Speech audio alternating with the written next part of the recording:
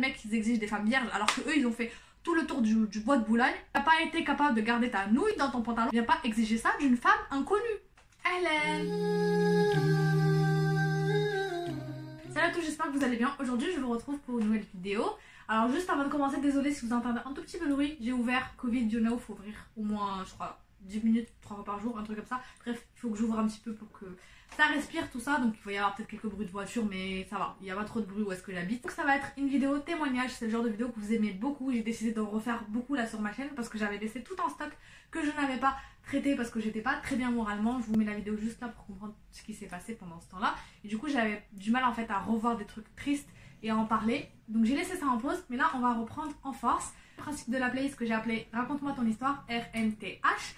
Une de vous m'envoie un mail pour me raconter un problème qu'elle a, un témoignage, n'importe quoi. Moi je donne mon avis sur cette situation et je vous invite surtout à donner le vôtre si vous êtes passé par là, si vous avez traversé ou si vous êtes en train de le traverser, pour donner des conseils que ce soit à la personne qui a écrit mais aussi aux autres personnes qui tombent sur la vidéo parce qu'elles sont concernées par ce sujet là. J'ai fait une vidéo sur le viol conjugal, j'ai fait une vidéo sur la maltraitance aux enfants et une vidéo sur les problèmes de la belle famille, la belle-mère maléfique, qu'on va appeler maléfique, qui fait divorcer, qui fait des vices, vraiment, je vous laisse regarder la vidéo que je vais mettre là, horrible, la belle-mère. Aujourd'hui on va parler d'un sujet vraiment pas facile, tabou, beaucoup tabou dans notre communauté, mais qui est pourtant essentiel au bien-être du couple et aussi au bien-être de la société.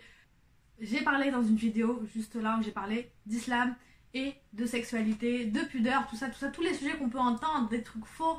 Je vous ai parlé, j'ai mis des preuves dans la barre d'infos pour parler de ce sujet-là, pour vous dire que oui, il faut en parler. Alors bon, bien sûr pas à tort à travers, pas n'importe qui. Si on doit en parler d'une manière scientifique pour vulgariser les choses et éviter que les gens fassent n'importe quoi et finissent, du coup, parce que souvent ça finit en problème et en divorce. Sachez que le divorce est quelque chose de très mal perçu dans les religions, qui est mal, et donc on essaye au maximum, si on peut bien sûr, de l'éviter. Donc on essaye pour ça d'en parler. Il y a des sujets très importants du côté de la sexualité qu'il faut aborder absolument. J'en ai parlé, j'ai fait aussi une vidéo sur les règles, expliquer aux jeunes filles. Il faut parler à vos enfants parce que quoi qu'il arrive, encore une fois, je l'ai déjà dit dans les autres vidéos, ils vont en entendre parler à l'école et souvent ils entendent des choses traumatisantes, des choses mauvaises, des choses qui sont contre notre religion. Et en fait, vous, en leur en parlant pas parce que vous pensez que vous les préservez, au contraire, vous les mettez encore plus en danger parce que quoi qu'il arrive, pensez pas que votre enfant il vit dans une jungle amazonienne tout seul. Même si vous lui faites l'école à la maison, il suffit qu'il aille faire du judo avec quelqu'un d'autre, vous allez pas l'enfermer tout le temps, je veux dire, cet enfant-là. Même si vous faites l'école à la maison, il va aller au parc, il va entendre des trucs, il va entendre des trucs à la télé peut-être parce qu'une fois vous l'avez laissé tout seul 5 minutes. Bref, il faut parler pour éviter tous les traumatismes, parce que là on va parler justement du vaginisme et c'est très lié à tout ce qui est justement tabou dans notre communauté, parce que s'il n'y a pas de tabou, il n'y a pas de traumatisme, et s'il n'y a pas de traumatisme, il n'y a pas de vaginisme, donc on va en parler. Juste pour vous faire un aparté, je ne suis pas du tout la spécialiste de ce sujet-là, je vous laisse aller vers le monde de Vénus qui elle-même a été atteinte de vaginisme de manière plus profonde, on va dire, et qui surtout fait des études de médecine, donc elle l'explique avec des mots plus scientifiques. Moi je vais vous l'expliquer comme moi je l'ai compris et comme moi je l'ai appris. Donc le vaginisme en gros c'est un blocage à la base, c'est un blocage du vagin tout simplement, qui va empêcher les relations sexuelles de la femme. Et ce blocage il est dû à plusieurs choses, mais souvent ça vient d'un blocage au cerveau. C'est lié soit à un traumatisme dans l'enfance, soit parce que vous avez entendu des choses qui vous ont traumatisé. La personne me dit j'espère que tu vas bien, on s'est parlé tout à l'heure, elle me donne le prénom, je vais dire c'est Amina. C'est Amina, donc au tout début, comme tu le sais, j'ai travaillé dans un établissement d'aide et de services par le travail, plus précisément pour les personnes en situation d'handicap. Et puis là-bas, on parlait beaucoup de la première fois, des rapports sexuels. Il n'arrêtait pas de dire des phrases du genre ça va faire mal et tout. Et moi je pensais que... Voilà, ok. Moi je pensais que c'était les Français. En gros, elle pensait, comme elle entendait que ça chez quand elle dit français, on va dire plutôt les blancs, parce qu'on est tous français, on vit en France. Donc elle pensait que c'était juste les blancs qui dramatisaient un peu les relations sexuelles. Et c'est un défaut. Et c'est un défaut parce que comme justement on n'a pas le son de cloche des musulmans, des arabes et que nos parents nous disent pas ce qui est chez nous, on sait pas si c'est faux ou c'est vrai, tu vois. Donc elle pensait que c'était faux parce que c'était les blancs qui disaient ça. Mais ils aiment bien parler en général de façon crue. Et c'est vrai que les blancs on peut, ça veut pas dire, ça dépend des familles en vrai, on va pas faire de la classification. Mais quand tu regardes par exemple à la télé, ils font un peu plus des blagues sur ils font des blagues un peu mal placées que nous on se sent mal à l'aise, tu cherches la télé, comment tu la trouves pas, bon t'as compris, ce genre de truc là. Et nous c'est vrai qu'on est beaucoup plus sur une pudeur, bon certains diront que c'est une pudeur mal placée, chacun a sa notion de la pudeur, mais c'est vrai que nous on n'a pas ce truc là. Et je comprends ce qu'elle veut dire. Avant d'aller là-bas, je pensais pas je pensais pas à ça. Et au fur et à mesure d'entendre parler de ça, là ça m'a traumatisée. C'est aussi des phrases du genre, aussi si tu le fais pas, les anges vont te maudire. Donc ça c'est une phrase que tu retrouves du coup dans la communauté musulmane. Quand je me suis mariée, j'ai eu un blocage psychologique. Parce que oui, tu as le son de cloche négatif des personnes blanches, tu te dis ils sont pas la même religion que nous, donc ils comprennent pas. Et des musulmans qui te vendent que du mauvais. Et là, bah forcément, dans ta tête, il y a que du mauvais et ça va te faire un blocage. Logique, donc elle rentre pas dans les détails, mais ça inclut sûrement qu'elle n'arrivait pas à avoir des rapports sexuels avec son mari. Un jour, j'ai décidé de consulter car je savais que c'était pas lié au domaine de la possession. Parce que oui, souvent, quand t'as un problème psychologique, sexuel, tout ce que tu veux, on va dire c'est t'es possédé ou ton mari est possédé, c'est les genoux, tout ce que tu veux. On donne encore une fois de l'importance, plus d'importance, ça existe, je dis pas que ça n'existe pas, mais on dit que c'est vraiment le cas général. Dès que t'as un problème, t'es ensorcelé, t'es possédé, ou alors c'est ton mari qui est possédé. Alors que, bah en fait, il y a des explications scientifiques que Dieu nous a données, du psychisme, vraiment des impacts, des hormones, de trucs très compliqués dans le cerveau qui sont vraiment physiques, même si c'est psychique, mais ça veut dire que vous allez trouver dans, par exemple, les IRM, ils font des IRM dans le cerveau, ils arrivent à voir quand l'hormone du plaisir fonctionne, quand telle ou telle hormone fonctionne pas, quand il y a une dépression, que justement l'hormone de la joie, elle est complètement raplapla et que c'est pour ça que vous vous sentez mal, que vous avez des idées noires, et beaucoup on va te dire, ouais, c'est le west du shaitan, c'est si. En fait, on donne des pouvoirs au diable plus hautes que celles de Dieu, où Dieu te dit, c'est moi qui ai décidé ça, et c'est moi qui t'ai fait ça dans ton corps. Je sais pas si vous vous rendez compte un petit peu. C'est comme si que limite, on sortait de notre religion, mais bah limite, on va donner plus de pouvoir au diable, aux esprits, que ce que Dieu donne. C'est Dieu en fait qui te donne cette épreuve là pour que toi tu la surmontes, tout simplement. C'était plutôt le domaine de la pression psychologique, et du coup elle m'a donné des médicaments bio à prendre, mais je pense que ce qui m'a le plus aidé, c'est les doigts, le fait de s'en remettre à Dieu et la patience surtout.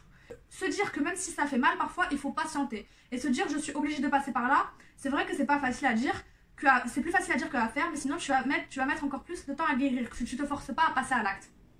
Enfin, je sais pas si mon témoignage va aider certaines, mais il faut se dire, comme ma psy m'a dit, un jour si Dieu te met des épreuves, car oui, ces épreuves, c'est que tu peux les surmonter, car oui, c'est des épreuves, c'est que tu peux les surmonter, car oui, ça m'a fait beaucoup pleurer, ça m'a rendu malade, mais avant tout, c'est les doigts, car la seule chose que je peux conseiller, ça m'a beaucoup aidé, du moins je pense. Voilà, que Dieu vous facilite dans vos épreuves, car je sais que c'est pas facile tous les jours. PS, continue comme ça pour tes vidéos, qu'Allah te préserve et aime ma chérie. Donc première chose importante, et ça elle l'a dit, c'est que tout repose sur la pression psychologique qu'on a des familles, qu'on apprend, que du double discours qu'on a entre justement le pays où on vit, qui n'est pas musulman, donc du coup on sait pas si c'est faux, si c'est vrai, et notre famille, qui va juste diaboliser les relations sexuelles et le sexe en général. Encore une fois, on revient toujours au même sujet, de dire que la sexualité c'est mal, et de pas expliquer pourquoi. En fait, on dit pas que la sexualité c'est quelque chose de bien dans notre religion, en islam en tout cas, et qu'au contraire, quand tu as des rapports sexuels, en tout cas, bien sûr, de manière licite avec ton mari et ta femme, tu as des hasnat, tu as des bons points, parce que quand tu fais cette chose-là avec une femme qui n'est pas ta femme, tu te prends des péchés. Donc Dieu, il nous a accordé le bienfait que si tu le fais correctement avec ta femme, et comme ça voilà, ça renforce les liens, ça renforce l'amour, voilà, c'est quelque chose d'important, c'est un bienfait que Dieu a mis, et surtout scientifiquement, ça a été prouvé. Tu as des hormones du plaisir et de la joie, l'endorphine qui est libérée. C'est la même hormone que quand tu te drogues. T'as même pas besoin de te droguer pour te sentir justement bien dans ton corps, dans ton esprit, et ce qui fait que justement bah, tu vas être renforcé avec ta femme, ton homme, tout ça. Bref, c'est à la base que des choses bien. C'est mal quand tu le fais d'une mauvaise façon, avec des personnes qui sont pas ton mari, ta femme. Mais le truc, c'est que comme on explique, soit on n'explique rien aux enfants et ils apprennent tout à l'école et ils apprennent n'importe quoi, soit on leur dit juste c'est mal et point. Genre, tu lui expliques pas, oui bah toi quand tu vas te marier ça va être comme ça, c'est quelque chose de bien, t'inquiète pas, ça va bien se passer, tu vas pas avoir mal. On a toujours eu, je sais, depuis que je suis petite, on a eu ce truc de avoir mal. Et je me rappelle très bien, j'en avais parlé dans la vidéo, on avait une fille en seconde qui avait du coup un copain à l'époque et qui avait des rapports sexuels. On était tellement traumatisés par la douleur et par justement l'hymen, mais ça on en parlera dans une autre vidéo, sur tout ce qui est virginité, on racontait tellement n'importe quoi, on entendait tellement n'importe quoi, on en faisait nous déjà n'importe quoi, qu'on lui disait oui, est-ce que t'as saigné? C'était vraiment notre obsession de saigner à l'époque, alors que maintenant, tu vois, ce qu'on a compris, on a appris, on sait que la femme ne saigne pas forcément même si elle est vierge, et qu'il y a beaucoup de femmes, je crois c'est une femme sur 3 qui ne saigne pas du tout, et que même si tu saignes c'est vraiment genre une mini-goutte, et que tu la vois des fois même pas, et bien à l'époque ça nous traumatisait de ouf, on avait une vision vraiment très négative de ça, et on était en mode de, genre burk, et on savait qu'on allait avoir mal, et puis la fille nous avait dit justement qu'elle avait eu mal, donc on était en mode, mon Dieu. Donc on garde que le négatif, et je voulais vous faire vraiment cette introduction pour que vous compreniez son témoignage.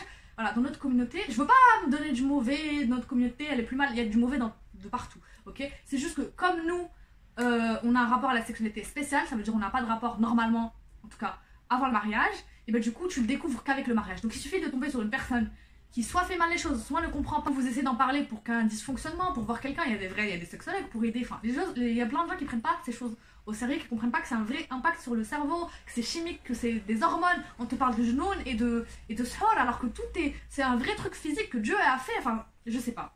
Des fois on donne plus de pouvoir aux genoun et aux esprits et au diable que ce que Dieu nous a donné, alors que c'est des bienfaits et des remèdes s'il y a un problème que Dieu nous a donné. Parlez-en à vos enfants, adaptez à l'âge, je ferai une vidéo pour adapter l'âge, quand parler de quoi aux enfants, mais parlez-en, parce que vous en parlez pas, même vous en parlez dès 2 ans, 3 ans, encore une fois, au moins de ton corps, personne n'y touche, ça c'est le plus important. Parce que dans combien de familles, on connaît tous dans une famille lointaine ou proche, l'oncle qui a violé la petite, l'oncle qui a touché la petite, le cousin qui a touché la petite, même les garçons, des petits garçons qui se font toucher, qui se font violer, combien? Parce qu'on n'a pas dit à ses enfants que c'était quelque chose de grave. Donc les enfants, quand l'adulte qui est censé reconnaître mieux que lui dit c'est un jeu, tu le dis à personne, c'est un secret, l'enfant il va faire quoi? Il va rien dire. Et à 15-16 ans, ça va revenir en traumatisme. Donc s'il vous plaît, parlez-en à vos enfants le plus jeune possible. Après vous adaptez bien sûr encore une fois à l'âge. Et vous avez une petite soeur, un petit frère, que vous voyez que vos parents vous en a pas parlé, que c'était un peu malaisant et que vous avez dû apprendre des choses personnellement toute seule, et que du coup il y a des choses fausses que vous avez appris, que vous a peut-être un peu traumatisé. Personnellement, moi et ma soeur la plus grande, donc moi j'ai 24 et ma soeur a 19 ans, on a décidé nous d'en parler à ma soeur qui a 12 ans, parce qu'elle est en 5e, et en 5e, je me rappelle très bien, c'est là où on parle de sexualité, de comment on fait les bébés, tout ça. Et je pense qu'elle le sait déjà parce que j'ai parlé un peu au téléphone avec elle, j'ai pas abordé le sujet vraiment, mais j'ai vu qu'elle ne posait pas de questions, donc j'ai compris qu'elle savait quelques trucs. Donc je ne lui ai pas encore parlé vraiment de but en blanc, mais je lui ai pris un livre qui s'appelle Les petits musulmans se posent aussi des questions sur la sexualité à partir de 9 ans. Bon, on a préféré 12 ans parce qu'on s'est dit on retarde au max par rapport à la sexualité. Bon, elle savait déjà par rapport aux attouchements plus jeunes, elle savait pour les règles à 8-9 ans. Là, on parle de level un peu plus haut. Bien sûr, j'ai demandé l'autorisation à ma mère avant parce que je ne vais pas faire l'éducation de ma soeur à sa place. Mais cette partie qui est délicate, elle me l'a refilée avec plaisir, je pense, parce qu'elle sait. Déjà, j'ai été plus jeune, enfin, j'ai été enfant après ma mère. Donc, je sais, c'est encore neuf. Et puis surtout, j'ai grandi en France. On n'a pas eu la même enfance, ma mère et moi. Ma mère, elle a dû découvrir peut-être la sexualité à 18 ans et encore. Nous, c'est pas pareil. Nous, à 10 ans, moi, je savais déjà ce que c'était. Donc, et encore. Les livres, tout ça, on tombe forcément sur des informations, on entend on entend les psys dire des trucs à l'école et tout.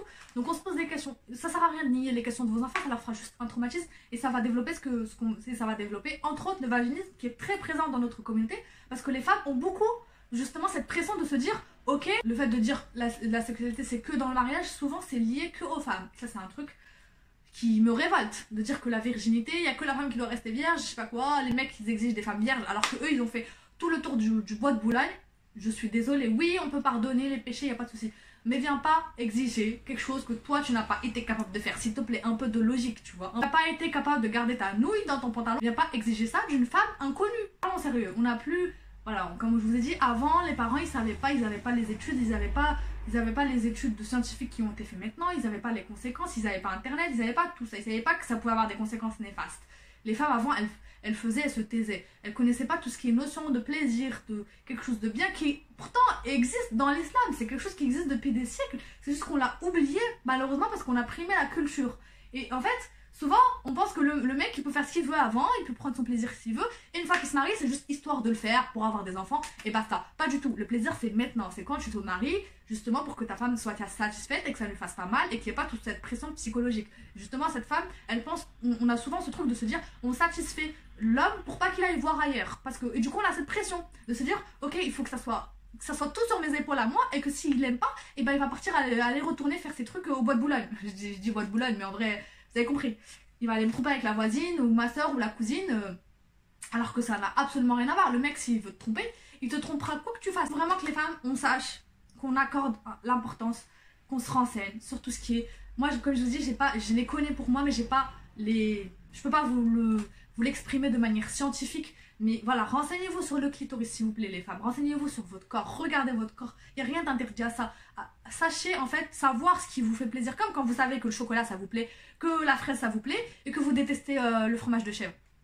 Et bah, il faut que vous sachiez ce que vous aimez, ce que vous aimez pas, et ne vous forcez pas à faire des choses que vous aimez pas. Et arrêtez de penser que tout est forcé, que c'est quelque chose de mal. Parce on nous a toujours dit ça quand on était petite, hors mariage. Sauf qu'on sait pas, notre cerveau sait pas faire la différence.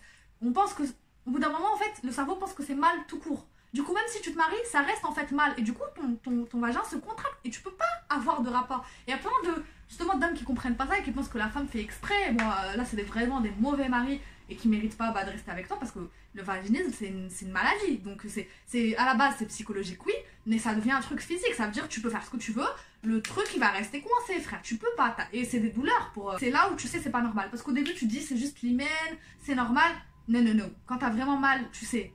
Au bout d'un moment, quand t'as mal pendant 2, 3, 4, 5 mois, 6 mois, c'est pas l'hymen. Hein. L'hymen, c'est pas Rambo non plus. Au bout d'un moment, ça y est. Si t'as encore mal, c'est que c'est le stress. C'est tout ce qu'on t'a appris quand t'étais petite. C'est tout ce qu'on t'a pas dit. C'est tout ce qu'on... Justement. Et moi, à partir du moment, personnellement, en tout cas, où j'ai su, en fait, que la sexualité, c'est pas que du mal, c'est pas que de la douleur, c'est pas que du sang, c'est pas que de la virginité et de l'hymen et je sais pas quoi. Et que j'ai su derrière le bienfait en islam, le plaisir, comment ça a des effets sur le cerveau, le bienfait que Dieu nous a accordé, là, bizarrement, enfin bizarrement, non, c'est pas bizarrement, c'est psychologique, le blocage s'est débloqué.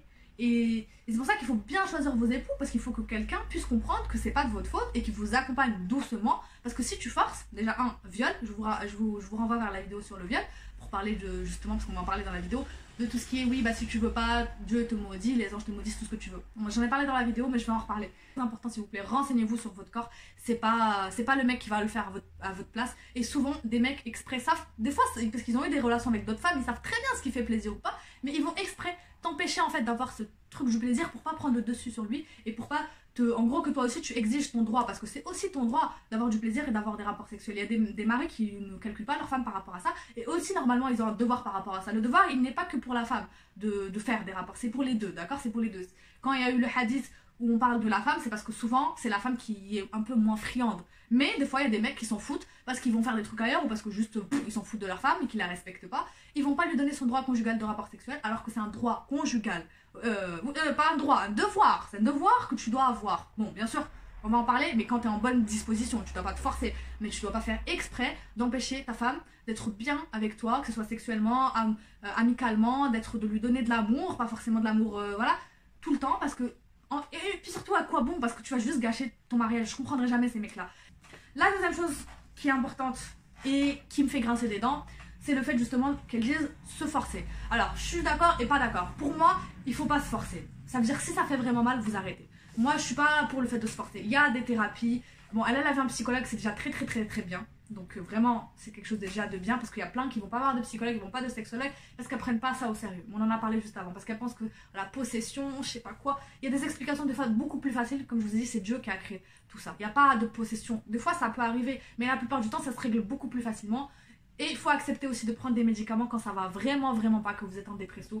Encore une fois, même si ça vous met KO, tout ce que vous voulez, quand vous avez un cancer, vous avez quelque chose de grave, tu prends les médicaments, personne va te dire ne les prends pas, ça va te faire du mal. Oui, ça te fait du mal, mais ça va te guérir. Et après, tu vas t'arrêter. Même si, oui, il y a tu vas t'habituer, ça va être difficile d'arrêter, mais c'est comme ça en fait. Faut pas oublier que lors d'une dépression, 10% de personnes meurent à la suite d'une dépression. Donc c'est une maladie quand même assez grave. Il y a des cancers, comme le cancer des testicules, j'en ai parlé dans ma vidéo sur la déprime que je vous mets là, qui sont mortels à 1%. Quand c'est détecté au début, bien sûr que ça se généralise pas. Il y a 99% de personnes qui en guérissent.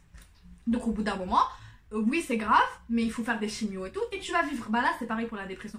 Faut pas, comme elle a dit, hésiter à prendre des médicaments. Et à prendre plusieurs avis si parce que quelqu'un vous dit prends des médicaments et que tu vois que c'est un peu... Tu regardes un peu sur internet, bon, pas tout écouter sur internet, mais si tu vois qu'il y a de l'accoutumance, que ça peut être voilà, compliqué d'arrêter, prenez un deuxième avis d'un autre psychologue, psychiatre. Essayez de trouver aussi une personne musulmane, parce que la personne musulmane va plus vous comprendre. Elle va comprendre les effets, comme je vous ai dit, l'épreuve de Dieu. Elle va comprendre la pression de la communauté qui est souvent à tort, parce qu'on pense que c'est l'islam, mais pas du tout. C'est la communauté en fait, c'est qui fait peser ce poids sur la femme, malheureusement. Elle fait aussi peser un poids sur l'homme, mais ça c'est plus lié à la culture occidentale, aux films pornographiques. Les hommes, ils ont plus une pression aussi, mais de la performance. De eux, il faut que toujours ça soit au taquet, tout le temps bien, blabla. On va pas rentrer dans les détails, mais vous avez compris. Parce que dans les films pornographiques, ils ont vu ça depuis qu'ils sont petits, malheureusement, et connaissent. Et alors que, bah justement, si on nous interdit ce genre de contenu, c'est pas pour rien, parce que ça nuit à ton psychique, à l'image que tu auras de la femme, et tu vas prendre la femme juste comme une femme objet, juste pour faire ton truc, et après ça y est, tu remballes. C'est pas comme ça. Dieu, il a mis de l'amour entre vous. C'est un acte d'adoration envers Dieu, parce que vous allez vous rapprocher et vous aimer. Et je pense que c'est vraiment important encore de remettre au centre l'amour, au centre de ça, pour régler ça. Et c'est pour ça que pour moi, la troisième chose qui me fait vraiment grincer des dents, c'est quand elle dit se forcer. Là, je suis moins d'accord avec elle, parce que pour moi, faut pas se forcer, parce que après, encore une fois, tous les corps n'ont pas la même douleur. Peut-être qu'elle, elle avait mal, mais pas comme moi je connais ou comme d'autres connaîtront. Voilà, il y a douleur et douleur. Donc, oui, des fois, si tu fais pas, bah ça va pas se débloquer. Mais il y a d'autres façons de débloquer que de juste forcer comme un bourrin, parce que tu vas juste te faire mal. C'est fermé. Quand tu veux fermer, tu veux ouvrir une porte avec pas la bonne clé, tu peux forcer comme tu veux, ça va pas s'ouvrir. Il faut mettre, je sais pas, quand la serrure elle est bloquée, il faut mettre de l'huile, par exemple, pour la serrure. Donc, il y a plein de méthodes. Encore une fois, je vous renvoie à la chaîne de Vénus, parce qu'elle explique plus en fait le monde de Vénus, comment régler le problème. T'as tout ce qui est lubrifiant, déjà ça aide beaucoup dans les premiers temps, les lubrifiants. T'as quoi d'autre? Avoir des thérapies, donc il faut agir sur le cerveau, mais il faut aussi agir en bas. Donc le sexologue il va plus t'aider à faire des exercices pour, je me rappelle plus ce qu'elle disait, le monde des Vénus, parce que j'ai pas trop été intéressée par ça, mais en gros des exercices pour un peu détendre en bas. Mais je pense qu'il faut surtout travailler sur le psychologique et trouver, peut-être faire de l'hypnose aussi, moi j'ai un praticien par exemple musulman qui fait de l'hypnose, donc pensez pas que l'hypnose c'est juste des trucs de, pareil, l'hypnose, plein de gens pensent, ouais bah c'est du shit, alors qu'il n'y a pas que du négatif en fait. L'hypnose c'est juste que la personne va essayer de vous aider à accéder à une partie de votre cerveau que vous-même vous n'avez plus accès. Et si elle le fait bien, il n'y a pas de raison pour que ça soit interdit dans votre religion. Après il faut bien choisir la bonne personne, que vous ne fassiez pas des trucs bizarres, on est bien d'accord. Il faut que ce soit aussi une personne en qui vous avez confiance, parce que quand tu es en hypnose, bah, tu n'as plus trop le contrôle sur ton corps. Et elle peut un peu faire ce qu'elle veut de vous. Donc voilà, c'est à vous. Et donc oui, il faut prendre ça en question, mais au moins vous allez savoir votre blocage il vient d'où. Parce que souvent, comme je vous ai dit, c'est lié à l'enfance. Dans plein de blocages, pas tous, mais plein de traumatismes sont liés à l'enfance. Donc cherchez la cause de ce blocage. Et surtout, encore une fois, quatrième chose, et je vous l'ai dit aussi dans le premier cas, renseignez-vous. Renseignez-vous. Que ce soit religieusement ou pas religieusement. Si vous êtes religieux, si vous êtes dans l'islam, renseignez-vous sur ce que votre religion vous donne comme bienfait par rapport à la sexualité, et remettez encore une fois au centre le plaisir et l'amour. Et quand ça va être ça, bah, le plaisir il va effacer la douleur. C'est normal en fait, quand tu te fais mal et que bah, tu manges un truc qui va te faire plaisir, bah, les hormones vont agir que tu vas oublier la douleur. Je sais pas si vous voyez ce que je veux dire. Donc il faut remettre en question ça et surtout faire un travail, déconstruire vraiment tout ce qu'on vous a appris, des bêtises que vous avez entendues. Dieu il va maudire les femmes qui font pas essayer ça. Je suis pas forcément rentrée dans les détails tout à l'heure, mais en gros le hadith a été expliqué maintes et maintes fois. La femme, quand elle se refuse à son mari d'avoir des rapports sexuels, ce n'est pas une invitation au viol, ok? Ça veut dire que la femme, si elle le fait pour des mauvaises raisons, elle va se prendre des péchés. Si elle le fait pour faire pression sur son mari, pour lui faire du chantage, parce qu'elle est énervée, parce que plein de choses, pour faire exprès pour l'embêter. Ça, c'est une mauvaise chose, parce qu'après, le mec, il va être tenté, bah, justement, bah, de soit faire d'aller ailleurs, soit de faire d'autres mauvaises choses, ou alors ils vont finir par se séparer. C'est pas quelque chose de bien. Mais encore une fois, c'est valable pour les... Si l'homme, il fait exprès de ne pas avoir des rapports avec sa femme, c'est aussi négatif pour lui. Mais... si la femme elle veut pas, même si elle le fait exprès pour l'énerver, il n'a pas à la violer parce que ça reste un viol en fait. Parce que la possession, le corps de la femme est quand même, c'est quand même une MNA que Dieu t'a donné, toi, ton corps, et on n'est pas censé lui faire du mal, le violenter, le frapper, tout ce que tu veux. Et ça c'est dans notre religion. Et le viol c'est considéré comme une violence, donc c'est le viol, c'est haram, c'est tout. Enfin je sais pas comment dire ça autrement. On est des femmes libres, on a notre corps, et en plus de ça on doit déjà nous pas lui faire du mal, on doit pas se droguer, on doit pas fumer. Et on vient de chez nos parents, on est tranquille, on va aller vivre avec un mec qui va aller nous violer et nous faire du mal à notre corps alors que Dieu nous a confié ce corps. Mais à quel moment, genre? Jamais de la vie. Et cinquième et dernier conseil très important, c'est être comme ça avec son mari. C'est pour ça que je vous ai parlé avant, de remettre au centre le plaisir. De voir, que ce soit votre religion, qu'est-ce qu'elle vous dit, ou même si vous n'êtes pas religieux, de voir en fait bah, la nature, ce qu'elle nous donne comme possibilité, comme sens. Des fois tu te dis, ah oui, moi je peux ressentir des trucs comme ça. Juste en mangeant un truc bête ou n'importe quoi, et tu te dis, ouais, incroyable. Et de vraiment de vous renseigner sur votre corps en fonction de ce que vous êtes, et de savoir ce qui vous fait bah, du bien ou du mal. Et du coup, une fois que vous savez ça, bah, vous pouvez avoir une meilleure relation. Parce que si vous-même vous connaissez pas votre corps, comment un inconnu, un étranger, qui ne ressent pas vos sentiments, va savoir ce que vous aimez ou pas, ce qui vous fait mal surtout. Et donc du coup, le cinquième conseil, c'est justement de faire ce travail, mais de le faire à deux. De vraiment de vous renseigner sur la religion et d'en parler à votre conjoint pour que votre conjoint se sente concerné. Parce que souvent les hommes, là-dedans, ils se sentent pas rejetés, mais ils comprennent pas. Ils se disent, peut-être que, comme je vous ai parlé de la pression sur les hommes d'être performants, ils doivent se dire, bah peut-être qu'elle aime pas parce que c'est moi qui suis mauvais. Alors que ça n'a absolument rien à voir, c'est un traumatisme vraiment plus profond que ça. Donc s'il vous plaît, bon à la base c'est pas une chaîne du tout d'hommes, mais de temps en temps il y a un homme qui se perd dans ma chaîne, ou si vous connaissez si vous éduquez des garçons plus tard à 15-16 ans, il faudra leur en parler, oui, c'est important, je suis désolée, de un peu leur enlever cette pression, de toujours être performant. On n'est pas des acteurs, ok, on n'est pas des acteurs porno, on on fait ce qu'on peut. Il y a des hommes qui arrivent à ne pas avoir... Il y a des hommes qui, des fois, se sentent pas bien, qui n'ont pas d'érection. Il y a des femmes qui n'arrivent pas à avoir... Ça existe, on n'est pas des acteurs, encore une fois, c'est la nature. Il y a plein de choses, c'est ton cerveau. Même si toi, tu as envie, eh bien, c'est ton cerveau qui fait que ton corps, il va pas fonctionner correctement. Et ça n'a rien à voir avec ton partenaire. C'est pas parce que ton mari n'a pas d'érection que toi, parce que t'es pas bien ou parce que tu le dégoûtes pas du tout. Tu peux rien. Tu peux lui mettre Angelina Jolie devant lui. Est-ce qu'elle est belle même? Oui, bon. Et bien, ça sera pareil. Donc voilà, c'est pour que vous compreniez. Ça n'a absolument rien à voir, c'est vraiment quelque chose de psychique et profond et compliqué à comprendre. Mais bon, voilà, je schématise. Du coup, c'est important de faire ce travail à deux pour pas l'exclure et de se dire, de lui expliquer, écoute, c'est vraiment pas contre toi. J'aimerais vraiment qu'on puisse le faire parce que c'est quelque chose d'important, que ce soit religieusement ou pour notre couple. Et c'est pour ça que c'est bien d'étudier les textes religieux ensemble. De regarder aussi, vous allez trouver ça bête, mais de regarder peut-être des positions qui font moins mal sur internet, voilà, de lire dans des blogs, des recherches scientifiques, d'essayer de comprendre tous les deux pour voir, voilà, de tester au début. Je dis pas de vous forcer comme elle a dit, mais de tester. Quand ça vous fait mal, vous arrêtez. Mais peut-être quelque chose qui vous fera moins mal, ou d'une autre façon, en essayant de faire, j'ai oublié de dire, on essaie de faire plus de préliminaires, parce que les préliminaires, pareil, dans la religion, c'est très très très important. Je vous mettrai comment doivent se passer les rapports sexuels en islam d'ailleurs. Les préliminaires, c'est quelque chose de très très très important, parce que justement, comme la femme met plus de temps à se sentir bien, à prouver du plaisir, les préliminaires sont importants pour elle, pour qu'elle soit à l'égal, entre guillemets, de l'homme. Il faut pas négliger cette partie-là qui fait partie en fait en elle-même, parce qu'il y a plein d'âmes qui pensent que c'est une corvée, il faut s'en débarrasser vite, alors que ça fait partie en fait de l'acte en lui-même. L'acte, c'est pas juste la pénétration et c'est fini, pas du tout. Donc voilà, c'est important s'il vous plaît de faire ça ensemble, d'arrêter de prendre les hommes pour des enfants. Toujours penser que c'est à nous de les épargner, qu'on doit tout faire à leur place et que eux, ils doivent juste avoir du plaisir et nous on est là juste pour les aider à avoir du plaisir et c'est tout, pas du tout. Le plaisir ça se fait à deux, les problèmes ça se fait à deux, t'es malade, ça se fait à deux. C'est comme quand t'es cassé de la jambe. Pareil, il va pas te dire bah va faire le ménage, va faire à manger. Bah là c'est pareil. C'est un dysfonctionnement au niveau d'en bas. Et vous devez traverser ça à deux, faire des thérapies à deux. Peut-être que lui aussi il va pas se sentir bien. Et voilà, petit à petit, ça va se débloquer. Plein de femmes ont été atteintes de vaginisme et ça a fini par se débloquer. Pensez pas, parce que souvent on se dit je suis nulle, j'y arrive pas, c'est de ma faute, mon mari va aller me tromper. C'est pas. Voilà, quand vous faites le truc à deux, que vous savez que la personne est là pour vous et que l'homme vous soutient, c'est pour ça que c'est important de bien choisir son partenaire et que ce soit pas un mec, dès que tu n'y arrives plus, il va t'insulter, il va partir ailleurs. Non, s'il vous plaît, choisissez bien votre mari et parlons-en et parlez-en sans tabou. Parce que c'est votre mari. Si vous avez honte de votre mari alors que vous faites des choses hyper intimes, vous allez avoir un enfant ensemble, mais comment tu vas construire ta vie avec ce mec-là? Il faut pas avoir honte de leur en parler. C'est un travail à faire à deux. C'est pas juste la femme qui se force, c'est aussi le mec qui doit faire en sorte que la femme doit moins avoir mal. J'espère que la vidéo vous a plu, j'espère que ça vous a donné des conseils, en tout cas, vous a donné des pistes à regarder. Encore une fois, n'hésitez pas à vous renseigner sur votre corps, c'est hyper important. Souvent, on ignore beaucoup de choses sur notre propre corps. Je vous mettrai des liens sur le vaginisme, des liens d'association pour aller voir des psychologues, tout ça comme d'habitude en barre d'infos. N'oubliez pas de liker la vidéo si ça vous a plu, de me dire dans les commentaires si ça vous est déjà arrivé, si vous avez déjà été atteinte de vaginisme ou si vous connaissez quelqu'un qui a été de vaginisme, si vous avez réussi à vous en sortir ou non et comment vous avez réussi, surtout donner des conseils parce qu'il y a plein de femmes qui parlent pas, qui regardent en dessous, mais que ça aide beaucoup. Donc n'hésitez pas, encore une fois, même si ça vous gêne de faire avec votre propre pseudo, faites vite fait une adresse mail, ça prend 2 minutes, comme ça vous laissez votre commentaire et vous aidez d'autres femmes et voilà.